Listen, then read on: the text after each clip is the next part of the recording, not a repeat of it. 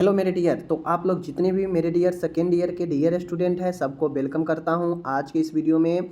और मैं बता दूं कि आप लोग को मैं 3 सब्जेक्ट MSN 1, MSN 2 और मेंटल हेल्थ नर्सिंग का मैं आपको फर्स्ट वीडियो डिफिनीसन का दे चुका हूं।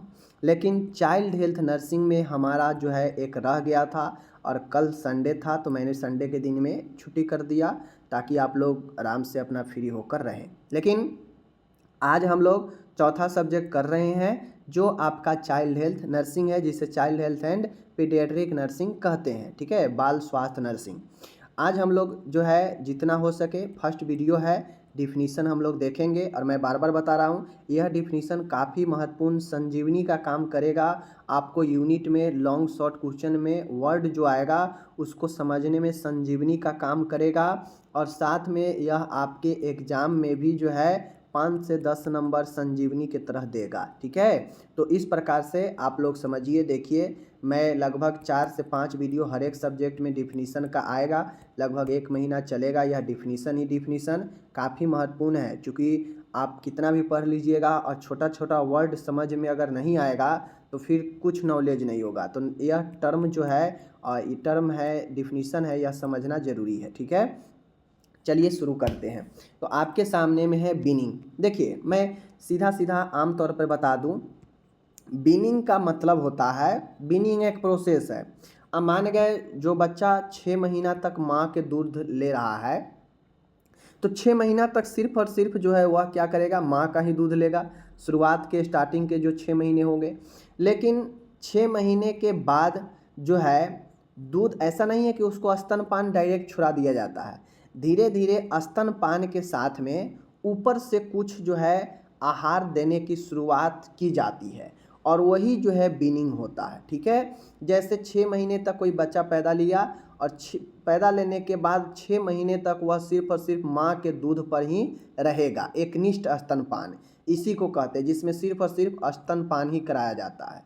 लेकिन जैसे ही 6वां महीना में बच्चा जाता है तो उसको धीरे धीरे थोड़ा थोड़ा भोजन दीजिए या ऊपरी से सिरलेक्स वगैरह जो भी आहार हो वह माँ के दूध के साथ में जो है दिया जाता है, आदत लगाया जाता है ऊपरी आहार। ठीक है, क्योंकि 6 महीने के एज में बच्चा का धीरे धीरे डिमांड जो है बढ़ने लगता है, बॉडी के विकास के लिए पोषण आहार बढ़ने लगता है डिमांड, जो माँ के एक दूध जो है पूरा करने में असमर्थ होने लगता है। क्योंकि उस समय एज अब धीरे धीरे बढ़ता है, वृद्धि विकास का समय ज़्यादा तेज़ी से रहता है, इसलिए पोषण भी आहार भी ज़्यादा चाहिए। तो उसके लिए माँ के दूध के साथ में स्तनपान के साथ में हल्का हल्का ऊपरी आहार देना भी शुरू किया जाता है और उसी को जो है हम लोग क्या कहते हैं, बीनिंग कहते हैं। समझ गए। देखिए, बीनिंग का मतलब ये नहीं होता है कि स्तनपान छुड़ा देना, छुड़ाना नहीं, स्तनपान चलते रहेगा, उसके साथ में थोड़ी थोड़ी ऊपरी आहार देकर पोषण के जो आवश्यकता, बढ़ा हुआ जो आवश्यकता है उसको पूर्ति के लिए हल्का हल्का ऊपरी आहार दिया जाता है और उसी को जो है हम लोग बीनिंग कहते हैं। यहाँ पे देखिए स्पष्ट लिखा है, यहाँ बीनिंग का तात्पर्य यानी मतलब स्तनपान बंद कर देना नहीं होता है। समझ गए। चलिए, तो कोई बीनिंग को पूछेगा इंटरव्यू वगैरह कहीं में तो बता दीजिएगा कि बीनिंग क्या है। ठीक है, चलिए दूसरा है यहाँ पे कृत्रिम पोषण, आर्टिफिशियल फीडिंग। कृत्रिम पोषण देख लीजिए, माँ के दूध से बच्चे को पोषण प्राकृतिक पोषण कहलाता है। माँ के जो दूध से बच्चा पोषण लेता है, पोषण मतलब क्या होता है, जो शरीर के आवश्यक हो, वैसा आहार जो शरीर के लिए आवश्यक हो, ठीक है, वही पोषण होता है। तो माँ के दूध बच्चा के लिए तो एक प्राकृतिक पोषण का काम करता है, लेकिन यहाँ पे पूछ रहा है आर्टिफिशियल मतलब मानव निर्मित। ठीक है, तो कृत्रिम मतलब जिसको बनाया गया हो। तो कृत्रिम पोषण, माँ के दूध बच्चे के लिए पोषण प्राकृतिक पोषण है। ठीक है, लेकिन जब माँ के दूध जो है, माँ के दूध से पोषण न करके ऊपरी आहार एवं माँ के दूध के प्रति स्थापक दिए जाएं तो इसे कृत्रिम पोषण कहते हैं। देखिए, कृत्रिम पोषण क्या है, जैसे माँ के दूध देंगे तब तो वो हो जाएगा हमारा नेचुरल, माँ के दूध एक नेचुरल पोषण है।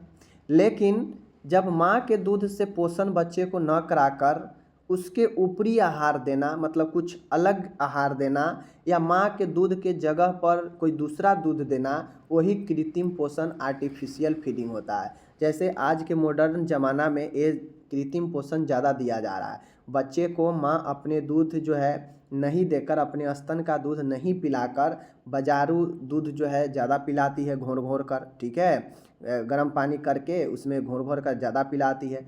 बच्चे से ही सेरेलैक्स वगैरह खिलाने लगती है, अपने दूध छुड़ा देती है बहुत जल्दी, जिसका परिणाम होता है कि बच्चा सही से विकास नहीं कर पाता है, मंदबुद्धि का हो जाता है, मोटापा उसमें बच्चे से ही लग जाता है, ठीक है ना, जिससे बच्चा आगे विकास नहीं कर पाता है। तो आर्टिफिशियल फीडिंग यही होता है कृत्रिम पोषण, कि माँ के दूध के जगह पर कोई दूसरा भोजन, दूसरा आहार देना, या माँ के दूध के जगह पर कोई दूसरा प्रतिस्थापक दूध देना ही जो है कृत्रिम पोषण कहलाता है। बातें को समझ गए? माँ के दूध तो नेचुरल हो जाएगा, ठीक है। तीसरा है under 5 clinic. Under 5 clinic, under 5 clinic का मतलब होता है अंडर 5। अंडर 5 का मतलब क्या है कि 5 वर्ष के अंदर, 5 वर्ष या 5 वर्ष के अंदर के क्लिनिक। तो देखिए, अंडर 5 क्लिनिक का मतलब होता है यहाँ पे 5 वर्ष तक के बच्चों के लिए यह क्लिनिक बनाया जाता है। अंडर 5 क्लिनिक 5 वर्ष तक के बच्चों को स्वास्थ्य देखभाल से संबंधित होता है। मैंने पहले ही बता दिया कि अंडर 5 नाम से क्लियर है कि अंडर 5 यानी 5 वर्ष तक के ही बच्चों का जो है, यह 5 वर्ष तक के बच्चों के ही स्वास्थ्य देखभाल से संबंधित होता है। ओके, अब ऐसा नहीं है कि यहाँ पे अंडर 5 क्लिनिक लिखा है तो यहाँ पे 10 वर्ष, 15 वर्ष या 20 वर्ष या बूढ़ा सबको देखा जाता है, ऐसा नहीं। अंडर 5 है मतलब 5 वर्ष तक के बच्चों का ही स्वास्थ्य देखभाल यहाँ पे दिया जाता है। इस प्रकार के क्लिनिक के द्वारा 5 वर्ष तक के बच्चों को नैदानिक, उपचारात्मक और रक्षात्मक प्रकार की स्वास्थ्य सेवाएं प्रदान की जाती है। मतलब यहाँ पे बच्चे का निदान, उनका बीमारी जो भी हो उसका उपचार, और यहाँ पे बीमारियों से रक्षा दिलाने का जो है स्वास्थ्य सेवाएं प्रदान की जाती है, ठीक है। तो यही होता है अंडर 5 क्लिनिक। अंडर 5 क्लिनिक का मतलब ही है कि अंडर 5 यानी 5 वर्ष या इसके अंदर में जो भी बच्चे हैं, इनका स्वास्थ्य देखभाल यहाँ पे किया जाता है। और इस क्लिनिक में 5 वर्ष तक के बच्चों को निदान का, उपचार का और रक्षा का सेवा जो है प्रदान की जाती है। बातें को समझ गए? नेक्स्ट चलते हैं हम लोग। अब यहाँ पे है चौथा नंबर है एनीमिया। एनीमिया का मतलब क्या होता है कि लाल रक्त कणिकाओं का आयतन व आकार या उनमें हीमोग्लोबिन की मात्रा या दोनों असमान स्तर से नीचे गिरना एनीमिया कहलाता है। अब सबसे पहले आपको ये समझना पड़ेगा कि ब्लड, अब आपको पता है कि ब्लड में जो है आपको बहुत सारे घटक होते हैं। ब्लड में WBC है, ठीक है, RBC है, ठीक है, इसी में आपका प्लेटलेट होता है। तो इसमें जो ब्लड जो होता है, अब चूँकि RBC है, RBC में हीमोग्लोबिन के कारण ब्लड जो है लाल दिखता है। और हीमोग्लोबिन क्या करता है, यह आपके ब्लड में ऑक्सीजन को, मात्रा को भरपूर तरीके से आपको मूवमेंट करता है। बॉडी को जो ऑक्सीजन चाहिए, यह हीमोग्लोबिन ही जो है क्या करता है, ऑक्सीजन जो है बॉडी के अन्य पार्टों तक ले जाता है। अब होता क्या है कि जैसे ही एनीमिया होगा, RBC जो है इसका भी लेवल क्या होगा, नीचे आने लगता है। इसके आयतन और आकार जो है, या इसमें जो हीमोग्लोबिन पाया जाता है, इसकी दोनों का, या RBC का या इसमें जो हीमोग्लोबिन है, इसका दोनों में से कोई या फिर दोनों जो है नीचे गिरने लगता है। और इसी को हम लोग जो है एनीमिया कहते हैं। लाल रक्त कणिकाओं के देख लीजिए, लाल रक्त कणिका यानी RBC, ठीक है, परिणात्मक व मात्रात्मक कमी को एनीमिया कहते हैं। RBC के परिणात्मक या मात्रात्मक, मात्रात्मक कहा जाए तो वही वॉल्यूम कि कितना होना चाहिए या कितना कम हो गया, तो यही मात्रात्मक है, ठीक है। परिणात्मक का मतलब है कि RBC काउंट किया जाता है कि कितना उसमें जो है RBC लेवल जो है अगर इसमें कमी होने लगता है तो वही परिणाम है। और वही मात्रा मतलब वॉल्यूम, और इसी को कमी को हम लोग एनीमिया कहते हैं। अब चूंकि RBC में जब हम कह दिए तो इसी RBC में हमारा हीमोग्लोबिन भी होता है, जो ऑक्सीजन को वहन करता है, एक जगह से दूसरे जगह लेके जाता है। ब्लड का लाल रंग भी इसी के कारण होता है। बातें को समझ गए ना? ये समझ गए? विश्व स्वास्थ्य संगठन WHO के अनुसार 6 माह से लेकर 6 वर्ष के आयु में 11 GM प्रति DL तथा 6 वर्ष से 14 वर्ष के बच्चों में 12 GM प्रति DL से कम हीमोग्लोबिन स्तर एनीमिया की श्रेणी में आता है। देखिए, बच्चे में खून की मात्रा थोड़ा ज़्यादा होती है, समझ गए चीज़ों को। जो शिशु होता है न्यू बर्न, उसमें हीमोग्लोबिन जो है आपका 17-20 के आसपास रहता है, ठीक है, 17-20 के आसपास। लेकिन यहीं पे बात किया जाए कि जैसे जैसे एज बढ़ते जाता है वो घटते जाता है। तो देख लीजिए 6 माह से लेकर 6 वर्ष की आयु में 11 mg प्रति DL से कम होने पर जो है आपको एनीमिया की श्रेणी में रखा जाता है। और 6 से 14 वर्ष की श्रेणी में बच्चों को अगर 12 GM प्रति DL से कम हो गया तो इसे हीमोग्लोबिन के स्तर के श्रेणी में, एनीमिया के श्रेणी में रखा जाता है। बातें को समझ गए, ये लेवल दिया गया है इतना से कम, ठीक है। चलिए 5वां आता है इम्यूनाइजेशन, टीकाकरण, ठीक है, टीकाकरण। अब टीकाकरण का क्या रोल है देख लीजिए।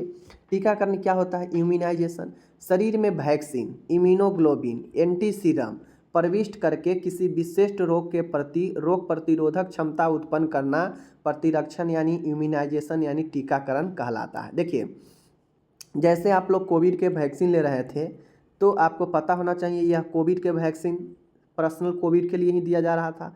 तो वही कहता है कि चाहे वो वैक्सीन हो, चाहे वो इम्यूनोग्लोबिन हो या फिर एंटी सीरम हो, ठीक है। जैसे एंटी सीरम टिटनस के लिए दिया जाता है, टिटनस के लिए दिया जाता है ना, ये चीज़ें टिटनस के लिए जो एंटी सीरम का जो दिया जाता है। तो वैक्सीन हो, इम्यूनोग्लोबिन हो या फिर कोई एंटी सीरम हो, यह बॉडी में प्रवेश कराकर किसी विशेष रोग, जैसे टिटनस के लिए जो है आपको TTS दिया जाता है, ठीक है। उसी प्रकार से जो है आपके अलग अलग जो है बीमारी के लिए अलग अलग वैक्सीन बना हुआ है पर्सनली, उसी बीमारी के लिए दिया जाता है। तो यहाँ पे आप लोगों को पता है कि हर एक बीमारियों के लिए बहुत सारे बीमारी, चेचक के टीका लगता है, ठीक है। उसके बाद जो है आपको हेपेटाइटिस का टीका लगता है, TB के लिए भी लगता है ना। तो उसी प्रकार से अलग अलग बीमारियों के लिए उसके विशेष टीका है और उसी वैक्सीन को, इम्यूनोग्लोबिन को या एंटी सीरम को किसी विशिष्ट बीमारी के प्रति शरीर में प्रविष्ट कराकर रोग प्रतिरोधक क्षमता उत्पन्न करना ही प्रतिरक्षण यानी इम्यूनाइजेशन कहलाता है, ठीक है। जैसे हमें TB से बचाना है तो बच्चा जन्म लेता है तो TB का टीका दिया जाता है ना बच्चे में। तो TB का टीका जो दिया जाता है आपको पता होना चाहिए, बच्चा में दिया जाता है तो वह TB से बॉडी में TB के जो सूक्ष्म जीव है वह प्रवेश न कर पाए या प्रवेश करे भी तो TB का टीका लिया रहेगा तो वह बॉडी में जो TB का टीका है, वैक्सीन है, वह क्या होगा, बॉडी में रोग प्रतिरोधक क्षमता बनाए रखेगा यानी इम्यून सिस्टम को कंट्रोल करके रखेगा। और जैसे ही TB का सूक्ष्म जीव बॉडी में प्रवेश करेगा उसे हमला करके जो टीका पहले से ले रखे हैं वह उसको वहीं पे दाब देगा, ख़त्म कर देगा, जिससे हम TB से बचते हैं, ठीक है। चलिए ये हो गया टीकाकरण।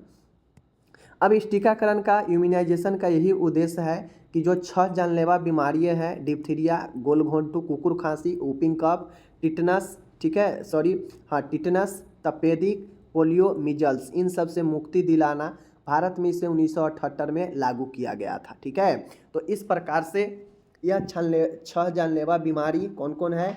डिप्थीरिया है, वूपिंग कफ है, टिटनस है, ट्यूबरक्लोसिस, पोलियो, मिजल्स, इन सब से मुक्ति दिलाना है, ठीक है, इम्यूनाइजेशन का काम, ओके।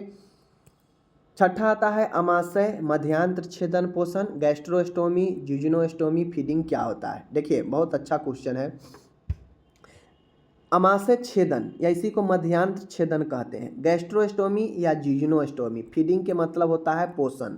देखिए जब बालक ऊपरी आंत मार्ग मतलब आंत के ऊपरी मार्ग या समान मार्ग के शैल क्रिया या किसी और चीज़ से परेशानी होती है और इस कारण से पोषण को अमाशय या आंतों तक पहुंचाना संभव नहीं होता है, तब गैस्ट्रोस्टोमी एवं जिजुनोस्टोमी के द्वारा पोषण फीडिंग की जाती है। जैसे एक बच्चा है, ठीक है, नॉर्मल तौर पर वह जो है अपना पोषण नहीं कर पा रहा है, ठीक है, तो उसको क्या किया जाता है कि उसको गैस्ट्रोस्टोमी या फिर जेजुनोस्टोमी होता है, जो आपके छोटी आंत का पार्ट है, ठीक है, ड्यूडिनो जेजुनो इलियम, ठीक है, पता है आपको। अब देखिए होता क्या है कि जैसे नॉर्मल तौर पर कोई बच्चा है, उसका मुंह का सर्जरी हो रखा है, ठीक है, या ऊपर के आहार नाल में कोई प्रॉब्लम हो, तो जब मुंह के द्वारा बच्चे नॉर्मल तरीके से भोजन नहीं कर पाता है, पोषण नहीं कर पाता है, तो फिर उसको जो है पेट में एक छिद्र किया जाता है, ठीक है, पेट में एक छिद्र किया जाता है और पेट में छिद्र करके जो छोटी आंत के जिज्नोस्टोमी है डायरेक्ट उसमें जो है एक नली कनेक्ट कर दिया जाता है और बाहर से ही पेट में डायरेक्ट जो है तरल वगैरह या जो भी पोषण देना हो वह दिया जाता है। तो इसीलिए जो है इसे गैस्ट्रोस्टोमी या जिज्नोस्टोमी कहते हैं और इसके द्वारा पोषण फीडिंग की जाती है। तो यही होता है आपका गैस्ट्रोस्टोमी या जिज्नोस्टोमी, ठीक है। इसमें भोजन मुंह से नहीं देकर डायरेक्ट पेट पर एक जो छिद्र किया जाता है सर्जरी के द्वारा वहीं से जो है आपको दिया जाता है, स्टोमा लगा हुआ रहता है, वहीं से डायरेक्ट आंतों में या पेटों में पोषण पहुंचाया जाता है, ठीक है। यह कब किया जाता है? जब बच्चे को समान मार्ग से पोषण लेने में असमर्थ हो या कोई सर्जरी हुआ हो ऊपरी भाग में आंत के या पेट में, तो उस कंडीशन में यह जो है गैस्ट्रोस्टोमी करके पोषण दिया जाता है। ओके। 7वां है एनीमिया। एनीमिया कहने का अर्थ है कि रोगी की आंत की सफाई हेतु मलाशय द्वारा एनीमिया नहीं है, एनीमा है। एनीमा आप लोग को पता है, फर्स्ट ईयर में भी पढ़े हैं, सेम कंडीशन है चाइल्ड हेल्थ में भी। रोगी की आंत मतलब इंटेस्टाइन, आंत की सफाई हेतु मलाशय द्वारा यानी जो मलाशय होता है उसके द्वारा द्रव प्रविष्ट कराना अथवा औषधि प्रविष्ट कराना या पोषण प्रवेश कराना ही एनीमा देना कहलाता है। एनीमा का मतलब क्या होता है आपको पता है? एनीमा जो है मल द्वार के रास्ते मलाशय के द्वारा जो है द्रव होता है या फिर कोई दवाई होता है। अगर मान गए किसी को बहुत ज़्यादा कब्ज है, मल बाहर नहीं निकल रहा है, मल त्यागने में दिक्कत है, तो उसको जो है आईली एनीमा देकर उसको मल को सॉफ्टनेस बनाकर कब्ज को दूर करने के लिए एनीमा दिया जाता है। अगर किसी को दवाई ऊपर से लेने में असमर्थ हो, कोई बेहोश पेशेंट हो, तो उसको मलाशय के रास्ते से दवाई दिया जाता है, ठीक है। फिर पोषण है, कोई मुंह से पोषण नहीं लेने वाला हो, बेहोश हो, तो उसको इसी जो है आपके एनीमा के द्वारा जो है मलाशय के द्वारा पोषण भी दिया जाता है आपको, क्योंकि पता है कि एनीमा में फर्स्ट ईयर में पढ़े हैं कि एनीमा के द्वारा हम लोग द्रव को भी प्रविष्ट कराते हैं आंत के सफाई के लिए, औषधि भी देते हैं, पोषण भी देते हैं, ठीक है, एनीमा के जरिए। और यही प्रवेश कराना एनीमा देना कहलाता है। छोटे बच्चों को भी बड़ों के तरीके से ही एनीमा दिया जाता है। बच्चों को दी जाने वाली एनीमा में जो द्रव की मात्रा है वह बड़ों की तुलना में कम होती है। जैसे आपको 500 अगर मान गए 500 से लेकर 1000 ml तक अगर सियाना एडल्ट में द्रव की मात्रा दिया है, तो बच्चे में जो है 250 ग्राम से लेकर 250 ml से लेकर 500 ml तक जो है द्रव बच्चे में दिया जाता है, ठीक है। बस द्रव की मात्रा थोड़ा सा डिफरेंस रहता है, ठीक है। 8वां है, बहुत सुंदर प्रश्न है आपके सामने, फोटोथेरेपी। जब आप लोग अच्छे से पढ़िएगा तो फोटोथेरेपी लॉन्ग क्वेश्चन भी बनता है, ठीक है। तो फोटोथेरेपी जो यहाँ पे पूछा गया है कि फोटोथेरेपी क्या है बताइए। तो देखिए, फोटोथेरेपी या इसी को प्रकाशीय चिकित्सा कहते हैं। यह एक ऐसी चिकित्सा होती है जिसमें जो शिशु होती है उसको खुले नीले प्रकाश के नीचे रखा जाता है। इसे बिलुब्रीन का प्रकाश भंगुरन होता है जो त्वचा में जमे अप्रत्यक्ष बिलुब्रीन को घुलनशील अहानिकारक पदार्थ में बदल देता है जो गुर्दे के द्वारा उत्सर्जित कर दिए जाते हैं। अब इसका मैं कहानी समझा देता हूँ। देखिए, फोटोथेरेपी एक इक्विपमेंट है। यह एक जो है आपके डिवाइस होता है जिसमें आपको ऊपर से जो है लाइट लगा होता है, ठीक है, नीचे से यह इक्विपमेंट होता है। इसमें 2 3 4 जो भी लाइट लगा होता है, ट्यूब लगा होता है। इसमें एक जो है यहाँ पे पात्र होता है, इसमें बच्चे को रखा जाता है, ठीक है। ऊपर से लाइट जो है बच्चे पर गिरता रहता है। इस लाइट में नीले प्रकाश होते हैं। अब जब आप डिटेल से प्रकाश फोटोथेरेपी पढ़िएगा तो उसमें नीले प्रकाश के साथ साथ में कुछ वाइट कलर सफ़ेद कलर के भी ट्यूब लगाए जाते हैं, क्योंकि सिर्फ और सिर्फ नीले प्रकाश के जो लाइट है बच्चे के लिए हानिकारक हो सकता है, इसलिए उसमें कुछ जो ट्यूब है वह वाइट कलर का भी लगा दिया जाता है, ठीक है, ताकि दोनों मिक्स हो जाए और नीला कलर का प्रभाव ज़्यादा बच्चे के त्वचा पर न पड़े। फोटोथेरेपी उनको किया जाता है जिस बच्चा में बिलुब्रीन का जो लेवल है काफ़ी ज़्यादा बढ़ जाता है, ठीक है। बच्चा जन्म लिया, जन्म लेने के बाद देखते होइएगा बहुत सारे बच्चे में जॉन्डिस पाया जाता है। जॉन्डिस कब होता है? बिलिरुबिन का लेवल बढ़ने के कारण ही। तो जब बिलिरुबिन लेवल बहुत ज़्यादा बढ़ा रहता है और बार बार जो है जॉन्डिस होता रहता है, बच्चे में जो है जॉन्डिस नहीं जा रहा है, तो जॉन्डिस जो होता है बिलिरुबिन स्तर बढ़ने से त्वचा पर बिलिरुबिन जो है चिपक जाता है बच्चा के अंदर से। तो उसको जो है यह फोटोथेरेपी में बच्चे को खुला रखते हैं, ठीक है, आँख को ढक देते हैं और बाकी खुले शरीर रखते हैं प्रकाश के नीचे, और वह प्रकाश बच्चे के शरीर पर पड़ता है और वह जो है बिलिरुबिन जो त्वचा पर जमा हुआ है अंदर से उसको पिघलाता है, यानी प्रकाश भंगुर करता है और फिर जो है पिघल कर धीरे जो है किडनी जो है गुर्दा जो है उसे उत्सर्जित कर देता है मूत्र के द्वारा, ठीक है। तो यही जो है आपके फोटोथेरेपी होते हैं, समझ गए। चलिए, नौवां है इनक्यूबेटर। ठीक, फोटोथेरेपी एक प्रकार से यह भी उपचार ही करता है और इनक्यूबेटर भी बच्चों के लिए भी एक जो है डिवाइस के ही काम करता है, ठीक है। देखिए इनक्यूबेटर, अब इनक्यूबेटर भी जो होता है यह भी इनक्यूबेटर एक प्रकार से डिवाइस का ही है, एक प्रकार से यह भी डिवाइस ही होता है। बातें को समझिएगा ध्यान से। इनक्यूबेटर जो है आप चाहें तो फोटोथेरेपी इनक्यूबेटर को गूगल पर सर्च मार के फ़ोटो देख भी सकते हैं कि कैसा होता है, समझ गए। और देखिएगा ज़रूर, ताकि इससे आप देख लीजिएगा तो आपको नज़र में आ जाएगा कि हाँ इस प्रकार के ये होता है। बाकी क्या काम होता है वो तो हम बता ही दिए। देखिए इनक्यूबेटर, इनक्यूबेटर भी एक जो है डिवाइस होता है। इसमें इसका काम ये है कि यह जो बच्चा जन्म लेता है, मान गए बच्चा जन्म लिया और बच्चा अनस्टेबल है, अस्थिर है, उसका तापमान का दिक्कत है, उसका बाहरी वातावरण से सामंजस्य नहीं बैठा पा रहा है, ठीक है। बच्चा जो है देखते होइएगा, नहीं कहता कि बच्चा को शीशा में रखा गया है, तो नॉर्मली वह बच्चा शीशा में नहीं, यही इनक्यूबेटर में ही होता है। अब इनक्यूबेटर में इसलिए रखा जाता है ताकि बच्चा को सुरक्षित वातावरण मिल सके, चूँकि बहुत ऐसे कुछ ऐसे बच्चे होते हैं जो माँ के गर्भ से जन्म लेने के बाद वह सामान्य वातावरण से तालमेल नहीं बैठा पाता, जिसके कारण उसका जो सेहत है वह गड़बड़ होने लगता है और उस कंडीशन में उसके बॉडी का टेम्परेचर गिरने लगता है, ठीक है, वह अस्थिर होने लगता है, उसका जो त्वचा है काफ़ी ज़्यादा शुष्क होने लगता है और वह जो है वातावरण से संयोजन नहीं बनाता है। इस कारण से उसे इनक्यूबेटर में रखा जाता है, ठीक है। नवजात शिशु को स्थिर, गर्म, आर्द्र एवं सुरक्षित वातावरण प्रदान करने वाला यांत्रिक उपकरण इनक्यूबेटर कहलाता है। मैंने बता दिया सब चीज़, ठीक है। यह नवजात शिशु को उचित नर्सिंग देखभाल प्रदान करने में सहायक उपकरण है। मतलब एक बच्चे के लिए अच्छे तरीक़ा से नर्सिंग देखभाल देने में सहायता करता है। इसमें शिशु नग्न अवस्था में पाला जाता है। वह शिशु की ज़रूरत के अनुसार तापमान व आर्द्रता कम व ज़्यादा किया जाता है। जो बच्चा मान के प्री मैच्योर है, बच्चा समय से पहले हो गया है, ठीक है, बच्चा नॉर्मल वातावरण में आने के बाद वह वातावरण से संयोग नहीं बैठा पा रहा है, उसका टेम्परेचर गिर रहा है, ठीक है, बच्चा जो है अस्थिर है, तो उस सब कंडीशन में जो है उसको सुरक्षित वातावरण और आवश्यक टेम्परेचर, समझ गए, आर्द्र और स्टेबल के लिए उससे जो है इस यांत्रिक उपकरण में रखा जाता है, जिसे इनक्यूबेटर कहते हैं। बात को समझ गए। चलिए, अब आता है यहाँ पे 10वां है अपरिपक्व शिशु, the pre mature infant. Pre mature infant के मतलब होता है प्री मतलब पहले, अब मैच्योर मतलब होता है परिपक्व, मतलब परिपक्व होने से पहले, इन्फेंट मतलब शिशु, मतलब अपरिपक्व शिशु, मतलब परिपक्व होने से पहले ही जो शिशु जन्म ले लेता है उसे अपरिपक्व शिशु कहते हैं, ठीक है।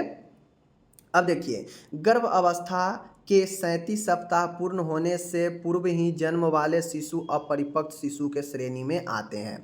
देखिए, वैसा शिशु हम लोग नॉर्मली जानते हैं कि 37 से लेकर 40 सप्ताह तक जो बच्चा का जन्म होता है, इस बीच में इसे नॉर्मल माना जाता है। लेकिन अगर कोई बच्चा ऐसा है जो 37 सप्ताह से भी पहले अगर जन्म ले लेता है तो उस कंडीशन को हम लोग प्री मैच्योर इन्फेंट कहते हैं, यानी समय से पहले, यानी अपरिपक्व शिशु कहते हैं। अब समय से पहले जो बच्चा जन्म ले लेगा तो उसमें मैच्योरिटी कम होगी, ठीक है, पतला हो जाएगा, वजन कम रहेगा, लंबाई कम रहेगा, ठीक है ना, बहुत सारे उसमें जो है अपरिपक्वता हो सकता है, तो इसलिए उसे अपरिपक्व शिशु कहते हैं जो 37 सप्ताह पूर्ण होने से पहले जन्म ले लेता है, ठीक है। तो द प्री मैच्योर इन्फेंट यही हो गया, ओके। तो इस प्रकार से मैंने आपको आज 10 डिफिनीशन बताया। उम्मीद है आप लोग को अच्छे से समझ में आ गया होगा। देखिए, मैटर ये नहीं करता, मैटर ये करता है कि आप कितना अच्छे से समझ के एग्ज़ाम में लिखते हैं। किताबी भाषा को छोड़िए, समझिए चीज़ों को, और समझिएगा कब, जब वीडियो को अच्छे से सुनिएगा, देखिएगा। बाकी नोट्स तो आपको मिल ही जाएगा। सारा नोट्स जो है आपको नरसिंहज्ञान.com पर मैं बता देता हूँ, नरसिंह ज्ञान, ठीक है, नरसिंहज्ञान.com पर नोट्स जो है आपको मिल जाएगा। फर्स्ट ईयर है तो फर्स्ट ईयर में, सेकेंड ईयर का ये है तो सेकेंड ईयर के चाइल्ड हेल्थ नर्सिंग में डिफिनीशन एंड क्यूबी वाला में मिल जाएगा, आप जाइएगा तो। ठीक है, बाकी चलिए मिलेंगे अगले वीडियो में। अपना